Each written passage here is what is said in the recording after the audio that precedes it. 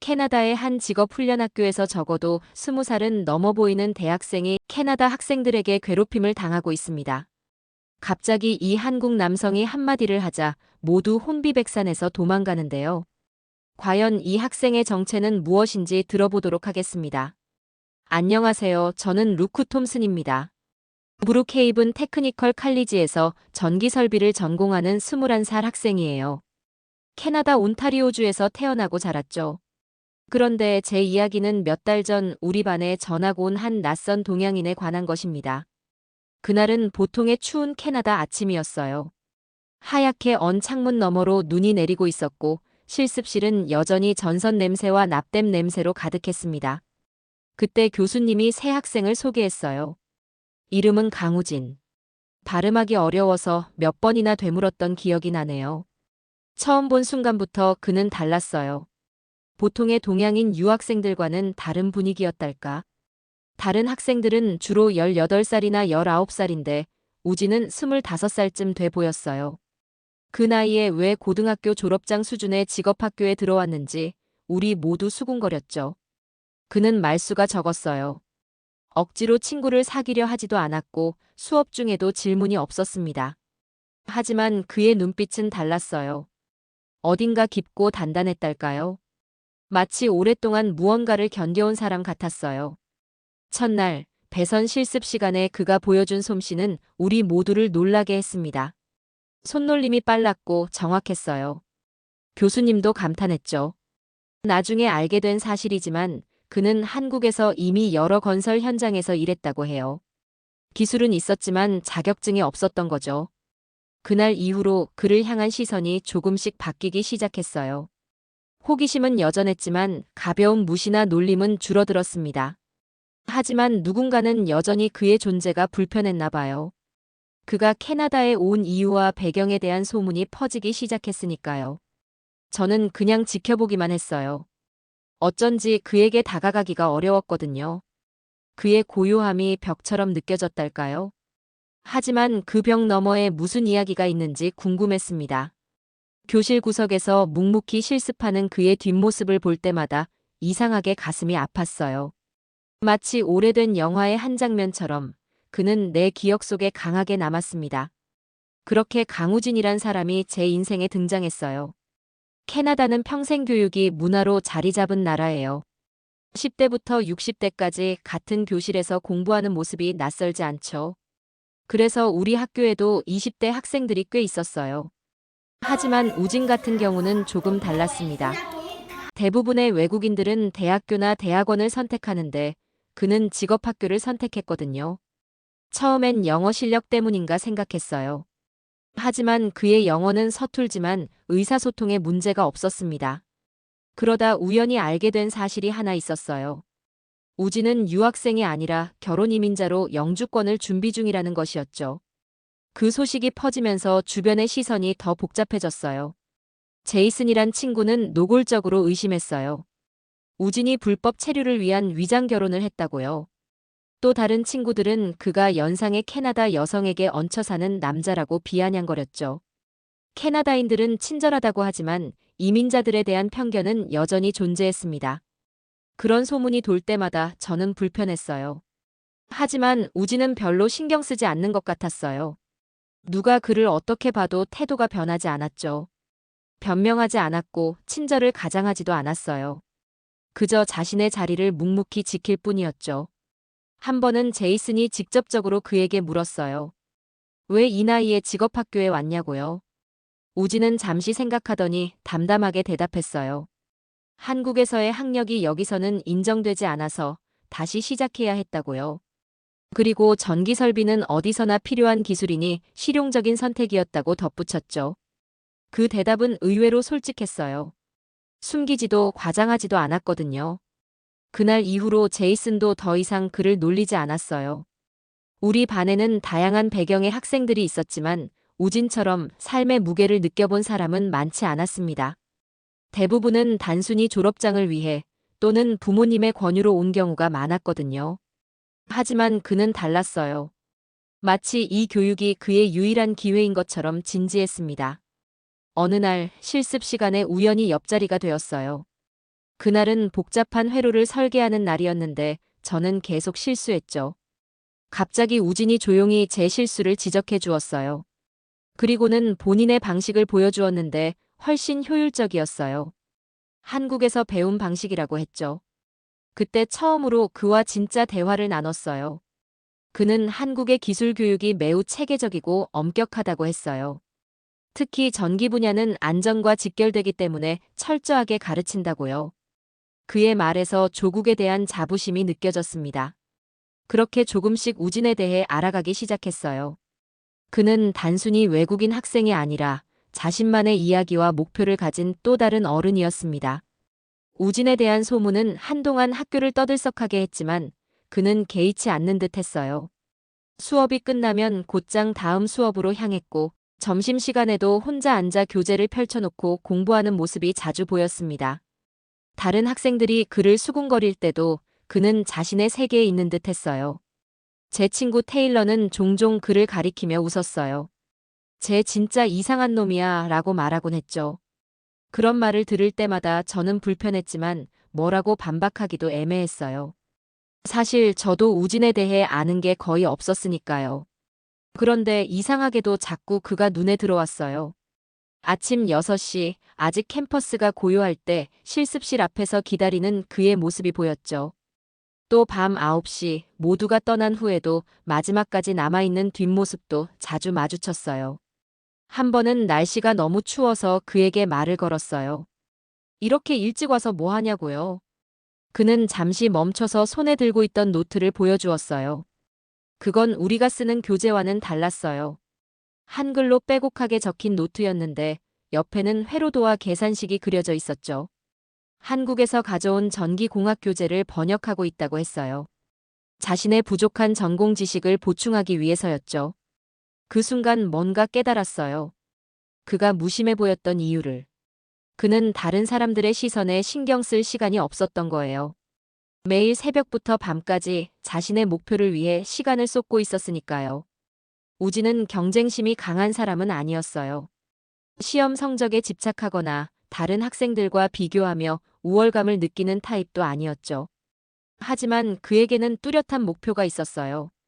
졸업 후 전기기술자로 일하기 위해 필요한 지식과 기술을 완벽하게 습득하는 것이었죠. 과거에 뭔가 실패한 경험이 있는 사람처럼 그는 이번엔 절대 실패하지 않겠다는 의지가 강했어요. 그리고 그 의지는 일상의 작은 습관들로 드러났습니다. 수업 중 교수님의 말씀을 한마디도 놓치지 않고 필기하는 모습, 실습 과제를 여러 번 반복해서 완벽하게 만드는 모습, 그리고 질문이 생기면 부끄러움 없이 바로 손을 드는 모습까지. 다른 학생들은 그의 진지함을 비웃기도 했어요. 시험 전날에만 벼락치기 하는 게 보통이었으니까요. 하지만 우진의 태도는 변하지 않았어요. 심지어 교수님들도 그의 성실함에 감탄했죠. 처음에는 영어가 서툴러서 질문이 많은 줄 알았는데 알고 보니 더 깊이 이해하기 위한 질문들이었거든요.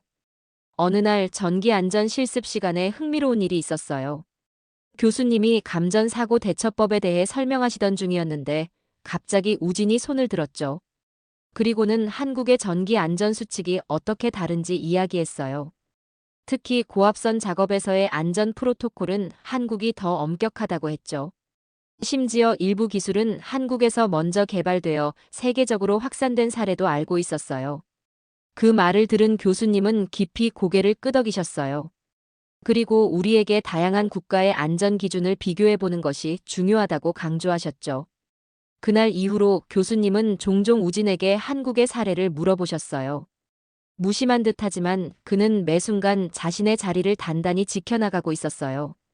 제가 알아온 캐나다인들은 모두 소리내어 자신을 증명하려 했지만 우진은 달랐어요.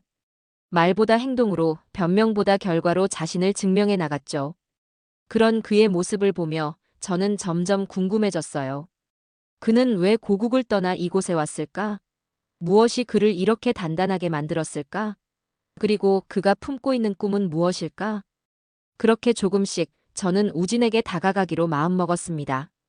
우진에게 다가가는 일은 생각보다 어려웠어요. 그는 항상 바빠 보였고 대화를 시작하기도 전에 다음 수업이나 도서관으로 향하곤 했거든요. 하지만 우연히 기회가 찾아왔습니다. 학교 근처 카페에서 그가 혼자 앉아 노트북을 들여다보고 있었어요. 용기를 내어 옆자리에 앉았죠. 처음에는 수업 내용에 관한 질문으로 시작했어요. 지난주 과제에서 해결하지 못한 문제가 있었거든요. 우진은 의외로 친절하게 설명해 주었어요. 전문 용어를 찾으려 영어 단어를 더듬거리는 모습이 오히려 인간미 있게 느껴졌습니다. 질문을 해결한 후에도 자리를 뜨지 않았어요. 그러자 우진이 물었죠. 더 궁금한 게 있냐고요. 그 순간 용기를 내어 진짜 궁금했던 질문을 던졌어요. 왜 한국을 떠나 캐나다에 왔는지 묻고 싶었거든요. 잠시 침묵이 흘렀어요. 우진의 표정이 굳어질까 걱정했는데 의외로 그는 담담하게 이야기를 시작했습니다. 우진은 한국에서 고등학교를 중퇴했다고 해요. 가정 형편이 어려워서 20년 전 1학년 때 학교를 그만두고 일을 시작했대요. 처음에는 공장에서 일했지만 곧 건설 현장의 전기 보조 일을 하게 되었다고 합니다. 그렇게 기술을 배우면서 생계를 유지했죠. 21살에 아버지가 건설 현장 사고로 돌아가셨다고 해요. 가장이 된 그는 더 많은 돈을 벌기 위해 위험한 공사 현장도 마다하지 않았대요. 그러다 군대에 갔고 공병대에서 전기 관련 기술을 더 배웠다고 합니다. 24살에 제대했지만 학력 때문에 좋은 직장을 구하기 어려웠대요. 그래서 계속 일용직으로 살아갔죠. 자격증을 따려고 했지만 배움의 공백이 너무 커서 쉽지 않았다고 해요. 그렇게 방향을 잃고 살아가던 28살 그의 인생을 바꾸는 만남이 있었습니다. 서울의 한 고깃집에서 아르바이트를 하던 우진은 캐나다에서 온 여성 손님을 만났대요. 한국 문화에 관심이 많은 영어 교사였죠. 처음에는 언어 교환으로 만남이 시작되었대요. 그녀는 한국어를, 우진은 영어를 배웠죠. 그렇게 1년 동안 친구로 지내다가 연인이 되었다고 해요. 그녀가 캐나다로 돌아갈 때 우진에게 함께 가자고 제안했대요. 처음에는 망설였지만 한국에서의 삶이 더 나아질 가능성이 적다고 느꼈대요. 학력도 배경도 없는 그에게 캐나다는 새로운 시작의 기회였습니다. 결혼 후 캐나다에 온 우진은 영주권을 기다리는 동안 할 수 있는 일이 제한적이었대요. 그의 아내는 대학 교수가 되어 있었고 우진을 위해 학업의 기회를 찾아주었죠. 고등학교 졸업 자격부터 취득해야 했지만 그는 기꺼이 처음부터 시작했습니다. 우진이 이야기를 마쳤을 때 그의 눈빛이 인상적이었어요. 후회나 비탄이 아닌 앞으로 나아가려는 의지가 담겨 있었거든요. 과거에 눌리지 않는 사람이었어요. 우진에게 캐나다는 새 출발의 땅이었고 그는 이 기회를 절대 놓치지 않으려 했습니다. 그날 대화 이후 우진을 바라보는 제 시선이 완전히 달라졌어요. 그가 왜 그렇게 열심히 공부하는지, 왜 점심시간도 아껴가며 실습을 하는지 이해할 수 있었죠. 그에게 이 학교는 단순한 교육기관이 아니라 인생을 바꿀 수 있는 마지막 기회였으니까요. 이렇게 말하면 이상하게 들릴지 모르겠지만 그날 처음으로 제가 얼마나 특권을 누리며 살아왔는지 깨달았어요. 학교를 마치고 직업을 선택하는 것이 당연한 과정이라고 생각했거든요. 하지만 우진에게는 그 모든 것이 싸워서 얻어야 하는 특권이었죠. 그의 이야기가 제 가슴에 오래도록 남았습니다. 우진의 이야기를 들은 후 저는 그에 대해 더 알고 싶어졌어요. 그래서 점심시간에 같이 밥을 먹자고 제안했죠. 처음에는 망설이는 듯 했지만 결국 수락했어요. 그렇게 우리는 종종 같이 시간을 보내게 되었습니다. 어느 날 우진에게 물었어요. 왜 다른 직업이 아닌 전기 설비를 선택했는지 궁금했거든요. 그는 잠시 생각하더니 대답했어요. 캐나다에 와서 여러 직업을 알아봤는데 전기 설비가 가장 유망해 보였다고요. 수요가 많고 자격증만 있으면 어디서든 일할 수 있으니까요.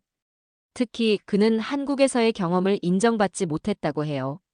한국에서 5년 가까이 전기 관련 일을 했지만 캐나다에서는 그 경력이 공식적으로 인정되지 않았대요. 또 고등학교 학력도 인정받지 못했기에 기본적인 자격부터 다시 취득해야 했죠. 처음에는 좌절했대요. 10대 후반부터 30이 다 되도록 쌓은 경험이 무용지물이 된 기분이었으니까요. 하지만 곧 마음을 바꾸었다고 합니다. 오히려 처음부터 배울 수 있어 좋다고 생각했대요. 그동안 현장에서 배운 기술은 있지만 체계적인 이론 지식은 부족했거든요. 우진은 직업학교 진학을 선택했어요. 학비가 대학보다 저렴했고 과정도 짧았죠. 무엇보다 졸업하면 바로 취업이 가능했어요. 그에게는 시간이 중요했거든요. 빨리 일자리를 찾고 자립해야 했으니까요. 그런데 우진의 말 중에 특히 인상적인 부분이 있었어요. 그는 이렇게 말했죠. 나는 가진 게 없었으니까 오히려 선택이 쉬웠어요. 아무것도 없으면 아무거나 시작할 수 있잖아요. 그 말에서 묘한 자신감이 느껴졌어요. 바닥에서 시작하는 것을 두려워하지 않는 태도였죠.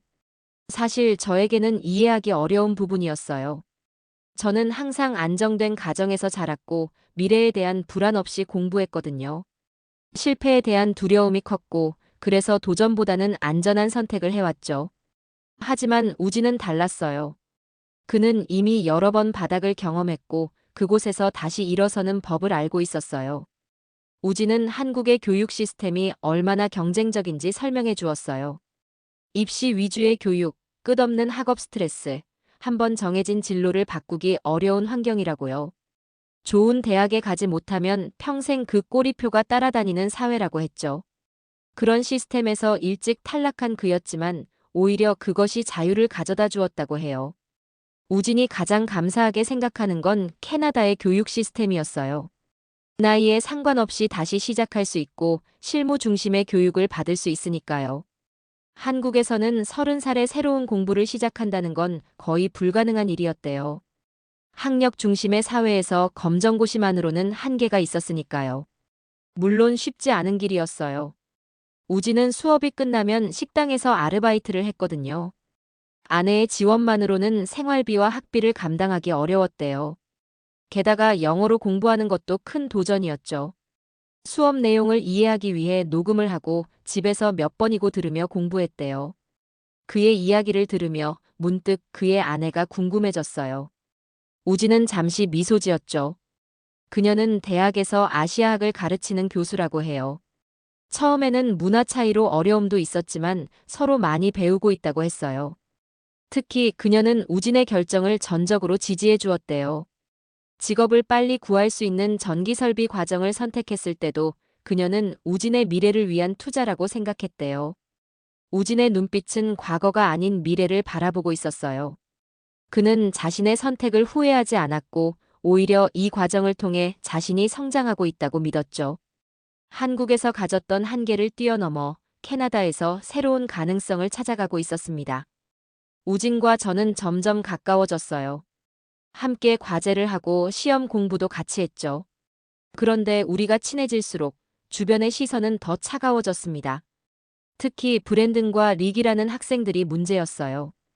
두 사람은 한 학기 전에 전학 온 학생들이었는데 얼마 전 학교 규정 위반으로 퇴학 위기에 처했다가 간신히 남게 된 케이스였어요. 두 사람 모두 20대 후반이었지만 마치 고등학생처럼 미성숙했죠. 그들은 처음부터 우진을 못마땅하게 여겼어요. 처음에는 수업 중에 우진이 질문할 때마다 비웃거나 그의 억양을 따라하며 놀리는 정도였어요. 우진은 무시했지만 상황은 점점 악화되었죠. 그들은 우진의 물건을 숨기거나 의도적으로 부딪히고 지나가기도 했어요. 한 번은 우진의 실습 과제를 망가뜨려 놓기도 했죠. 교수님들은 이런 상황을 알아차리지 못했어요. 그들의 괴롭힘은 항상 어른들의 시선이 닿지 않는 곳에서 이루어졌거든요. 그리고 우진은 절대 이 문제를 교수님께 말하지 않았어요. 자신의 문제는 스스로 해결하겠다는 태도였죠. 어느 날 우진이 학교 주차장에서 자전거를 타고 귀가하려는데 브랜든과 릭이 그를 가로막았어요. 그들은 술에 취해 있었고 우진을 향해 인종차별적인 발언을 쏟아냈죠. 우연히 그 장면을 목격한 저는 달려가 그들을 막으려 했어요. 하지만 그들은 저까지 밀쳐냈죠. 우진은 놀랍도록 차분했어요. 그들의 도발에 응하지 않고 그저 자리를 피하려고만 했죠. 하지만 브랜든이 우진의 자전거를 발로 차서 넘어뜨렸어요. 그제서야 우진의 표정이 변했지만 여전히 참는 모습이었죠. 다음 날 우진은 평소처럼 교실에 나타났어요. 다만 그의 오른쪽 뺨에 멍이 들어 있었죠. 걱정되어 물어봤더니 그는 가볍게 웃으며 말했어요. 신경 안 써. 애들 장난이지 뭐. 그 태도가 이상하게 더 마음에 걸렸어요. 우진에게 경찰에 신고하는 게 어떻겠냐고 제안했지만 그는 고개를 저었어요. 캐나다에서의 체류 자격이 아직 불안정한 상태라 문제를 일으키고 싶지 않다고 했죠. 한 번은 우진에게 한국에서의 군대 생활이 어땠는지 물어본 적이 있어요. 그는 힘들었지만 많이 배웠다고 했어요. 특히 참을성을 기르고 감정을 통제하는 법을 배웠다고요. 어쩌면 그때의 경험이 지금 그에게 도움이 되고 있는지도 모르겠다는 생각이 들었어요. 하지만 브랜든과 릭의 괴롭힘은 계속되었어요. 교내에서는 물론 때로는 학교 밖에서도 우진을 따라다니며 위협했죠. 그들의 행동은 단순한 장난이나 괴롭힘을 넘어 은근한 폭력의 형태를 띠고 있었어요. 특히 우진이 이민자라는 점을 겨냥한 발언들이 많았죠. 제 친구들 중 일부는 제가 우진과 어울리는 것을 이상하게 여겼어요. 심지어 몇몇은 브랜든과 릭의 행동에 동조하기도 했죠. 우리가 함께 있을 때면 불편한 농담을 던지거나 우진이 들을 수 있게 수군거리곤 했어요. 그럴 때마다 저는 그들에게 항의했지만 별 효과가 없었어요. 상황이 점점 심각해지면서 저는 우진이 걱정되었어요. 그는 여전히 묵묵히 자신의 길을 가고 있었지만 눈에 띄게 지쳐 보였거든요. 학업과 아르바이트, 그리고 이 갈등까지 그가 감당해야 할 것들이 너무 많았어요. 어느 날 저녁 도서관에서 늦게까지 공부하고 나오는 길이었어요. 캠퍼스는 이미 어두웠고 대부분의 학생들은 귀가한 상태였죠. 주차장으로 향하던 중 익숙한 목소리가 들렸어요. 브랜든과 릭 그리고 우진의 목소리였죠. 급히 그쪽으로 달려갔어요. 이번에는 그들이 더 심각한 일을 벌일 것 같다는 불안감이 들었거든요. 그런데 저를 기다리고 있던 건 예상치 못한 위기였습니다. 어두운 주차장에 도착했을 때 브랜든과 릭이 저를 발견하곤 갑자기 방향을 바꿨어요. 우진은 보이지 않았죠. 불길한 예감에 그들을 따라갔어요. 그들은 캠퍼스 뒤편 숲으로 향하고 있었어요. 그곳은 학생들이 거의 가지 않는 외진 곳이었죠. 숲 입구에 다다랐을 때 저는 멈춰 섰어요. 어둠 속으로 들어가는 건 위험해 보였거든요. 하지만 그때 숲 안쪽에서 우진의 목소리가 들려왔어요. 도움을 청하는 것 같았죠. 망설임 없이 숲으로 뛰어들었어요. 어둠 속에서 눈이 적응되기까지 시간이 걸렸어요. 희미한 달빛 아래 3명의 실루엣이 보였습니다. 브랜든과 릭 그리고 그들 사이에 서 있는 우진이었어요. 가까이 다가가자 그들은 저를 발견했어요. 브랜든이 야비하게 웃으며 말했어요. 친구도 왔네. 파티가 더 재밌어졌어. 릭은 주머니에서 뭔가를 꺼냈는데 나이프였어요. 그 순간 정말 무서웠어요. 이건 단순한 괴롭힘이 아니라 심각한 위협이었거든요. 그들은 저에게 다가오기 시작했어요. 도망치려 했지만 릭이 재빨리 제 앞을 가로막았죠. 브랜드는 우진을 향해 나이프를 들이대며 위협했어요. 외국인들은 캐나다에서 환영받지 못한다고, 특히 아시아인들은 더욱 그렇다고 말했죠. 제 심장이 빠르게 뛰었어요. 도움을 청하려 소리치려는 순간 숲속 어둠 속에서 누군가 나타났어요. 우진이었죠. 그는 어떻게 브랜든 뒤로 이동했는지 마치 유령처럼 소리 없이 움직였어요. 그리고는 차분한 목소리로 말했어요. 지금 이 상황, 내가 기록 중인 거 알아? 그 말 한마디에 분위기는 얼어붙었어요. 브랜든이 놀라 뒤를 돌아봤을 때 우진의 손에는 스마트폰이 들려 있었어요. 영상 녹화 중이라는 화면이 선명하게 보였죠. 하지만 더 놀라운 건 그가 들고 있던 사냥용 라이플이었어요. 긴 총신이 달빛에 희미하게 빛났죠. 하지만 우진은 그것을 결코 위협적으로 다루지 않았어요. 오히려 곧바로 땅에 내려놓으며 말했어요. 이건 합법적인 거야. 사냥 목적으로 허가받았고 경찰에도 등록돼 있어. 온타리오는 사냥이 허용된 지역이 많아요. 그리고 캐나다에서는 안전교육을 이수하고 면허를 발급받으면 사냥용 총기를 합법적으로 소지할 수 있죠. 우진은 이미 그 절차를 마쳤고 실제로 지역 사격장에서 꾸준히 훈련도 받고 있었다고 해요. 우진은 차분하게 말을 이어갔어요. 내가 한국에서 군대 다녀왔다고 했잖아. 거기선 다 사격 훈련해. 전 우진이 이런 면이 있는지 몰랐어요. 그는 학교에서는 항상 조용하고 온화한 모습이었거든요. 하지만 지금의 그는 완전히 달랐어요. 자신감 있고 단호했죠. 브랜든과 릭은 당황한 기색이 역력했어요. 그들의 계획은 외로운 아시아 유학생을 협박하는 것이었는데 갑자기 상황이 역전된 거죠. 특히 우진이 자신들의 범죄 행위를 녹화하고 있다는 사실이 그들을 더 당혹스럽게 만들었어요. 우진은 계속해서 차분하게 말했어요. 경찰에 이 영상을 보내기 전에 지금 당장 사라져. 다시는 나타나지 마. 그의 목소리에는 위협이 아닌 확신이 담겨 있었어요. 그는 실제로 총을 겨눈 적도 없었지만 자신의 훈련된 태도와 침착함만으로 상황을 통제했죠. 브랜든과 릭은 더 이상 덤비지 못하고 뒤로 물러섰어요. 그들은 서로를 바라보더니 곧 숲을 빠져나가 달아났죠. 그들이 사라진 후에야 우진은 깊은 한숨을 내쉬었어요. 그리고 라이플을 전용 케이스에 조심스럽게 넣었죠. 그제서야 알게 되었어요. 그가 오늘 사격장에서 연습을 마치고 돌아오는 길이었다는 것을요. 나중에 들은 이야기로는 우진은 브랜든과 릭이 자신을 괴롭히기 시작한 첫날부터 이들을 경계하며 모든 대화를 녹음해 두었다고 해요. 그는 캐나다의 법 체계를 잘 알고 있었고 자신을 보호하기 위한 증거를 꾸준히 모아왔던 거죠. 그날 밤의 영상은 결정적인 증거가 되어 경찰에 제출되었어요. 그 결과 브랜든과 릭은 강제 기소되었고 학교에서도 영구 제적 처분을 받았어요. 저도 우진의 증언 덕분에 보호 명령을 받을 수 있었죠. 그날 밤 이후 캠퍼스는 다시 평화로워졌어요. 우진과 저는 그 사건에 대해 많은 대화를 나눴어요.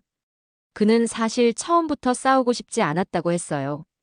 단지 자신을 보호하기 위한 최소한의 조치를 취했을 뿐이라고요.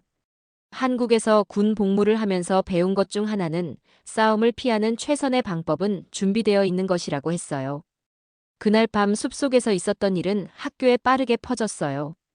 이상하게도 그 일 이후로 우진을 바라보는 시선이 달라졌어요.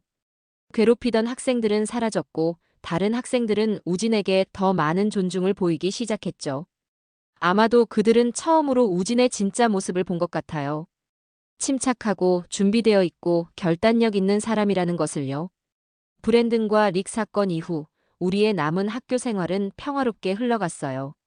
졸업이 다가오면서 모두가 취업 준비에 바빠졌죠. 캐나다 경기가 좋지 않아 일자리를 구하기가 쉽지 않았어요. 대부분의 학생들은 여러 회사에 지원서를 넣었지만 면접 기회조차 얻기 어려웠죠. 하지만 우진은 달랐어요. 그는 학교에서 배운 이론을 실제 현장에 적용할 수 있는 능력이 뛰어났거든요. 실습 과정에서 교수님들의 눈에 들었고 여러 추천서도 받았죠. 졸업 2달 전 그는 이미 지역 전기 설비 업체에 채용 제안을 받았어요. 그 회사는 온타리오 지역에서 꽤 알려진 곳이었어요. 대형 건물과 산업시설의 전기 설비를 담당하는 업체였죠. 면접관이 우진에게 왜 그를 뽑았는지 물었을 때 우진은 이렇게 대답했다고 해요. 저는 어떤 환경에서도 적응할 수 있고 문제가 생겨도 침착하게 해결할 수 있습니다. 그리고 제가 가진 한국의 기술 경험이 이곳에서도 유용할 것이라고 믿습니다. 면접관은 특히 한국의 전기 설비 기술에 관심을 보였대요. 한국은 세계적으로 전자제품과 반도체 산업이 발달한 나라니까요.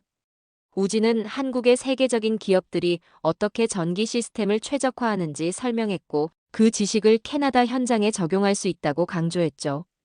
그렇게 우진은 학교를 무사히 졸업하고 정식으로 취업했어요. 처음에는 수습 기간이라 급여가 높지 않았지만 그의 실력이 인정받으면서 빠르게 정규직으로 전환되었죠. 우진이 맡았던 첫 프로젝트는 지역 병원의 전기 시스템 업그레이드였어요. 그는 한국에서 배운 효율적인 방식을 적용해 예산을 절감하면서도 안전성을 높였대요. 그 성과로 회사 내에서 입지를 다질 수 있었죠. 저는 졸업 후 작은 전기 설비 회사에 취직했어요. 우진만큼 빠르게 취업에 성공하지는 못했지만 그래도 다행히 일자리를 구할 수 있었죠. 우리는 종종 만나 서로의 근황을 나누었어요. 우진은 일을 시작한 지 6개월 만에 벌써 팀장 자리를 제안받았다고 하더라고요. 그의 문제 해결 능력과 리더십이 인정받은 거죠. 어느 날 우진이 기쁜 소식을 전해주었어요. 그의 아내가 임신했다는 거였죠. 처사이라 많이 긴장되지만 그만큼 기대도 크다고 했어요. 동시에 영주권 신청도 승인되어 이제 캐나다에 완전히 정착할 수 있게 되었대요. 우리는 우진의 집에서 조촐한 파티를 열었어요. 그의 아내 사라는 정말 다정한 사람이었어요.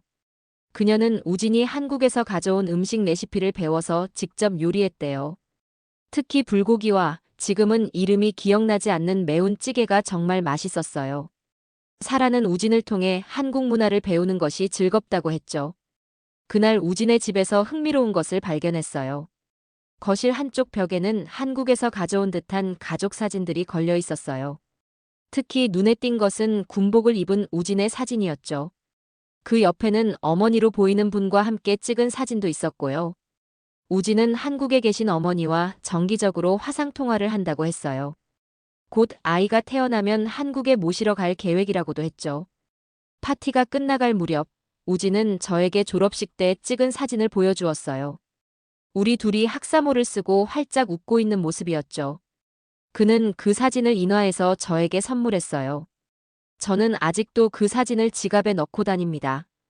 가끔 제가 일하면서 어려움에 부딪힐 때면 그 사진을 꺼내봐요. 그리고 우진이 어떻게 모든 역경을 이겨냈는지 떠올리죠. 그는 한국에서의 어려운 시절, 이민자로서의 차별, 학교에서의 괴롭힘까지 모든 것을 묵묵히 견뎌내며 자신만의 길을 걸어왔으니까요. 얼마 전 우리는 우진의 아이 첫 생일 파티에서 다시 만났어요. 그는 이제 회사에서 프로젝트 매니저로 승진했다고 했죠. 더 많은 책임감을 갖게 되었지만 그만큼 성취감도 크다고 했어요. 특히 자신이 한국에서 배운 기술과 캐나다에서 배운 이론을 접목해 새로운 방식을 개발하고 있다고 자랑스럽게 말했죠. 파티가 끝나고 헤어질 때 우진이 제게 말했어요. 내가 선택한 길이 험한 건 알았지만 끝은 다르게 만들 수 있다는 걸 보여주고 싶었어요. 그 말이 지금도 제 귓가에 맴돌아요. 우진은 단순히 이민자로서 살아남는 데 그치지 않았어요. 그는 자신의 기술과 지식을 통해 새로운 사회에 기여하고 존중받는 전문가가 되었죠. 그리고 그 과정에서 자신의 뿌리를 잊지 않았어요. 한국에서 배운 가치와 기술을 소중히 여기며 그것을 새로운 환경에 조화롭게 접목시켰으니까요. 저에게 우진은 여전히 영감의 원천이에요. 묵묵히 자신의 길을 걸어가는 사람, 과거의 실패에 얽매이지 않고 미래를 향해 나아가는 사람, 그리고 어떤 상황에서도 자신의 정체성을 잃지 않는 사람. 그것이 제가 알게 된 강우진이라는 사람입니다. 오늘 사연은 여기까지입니다. 감동포착 사연 시청해주셔서 감사합니다.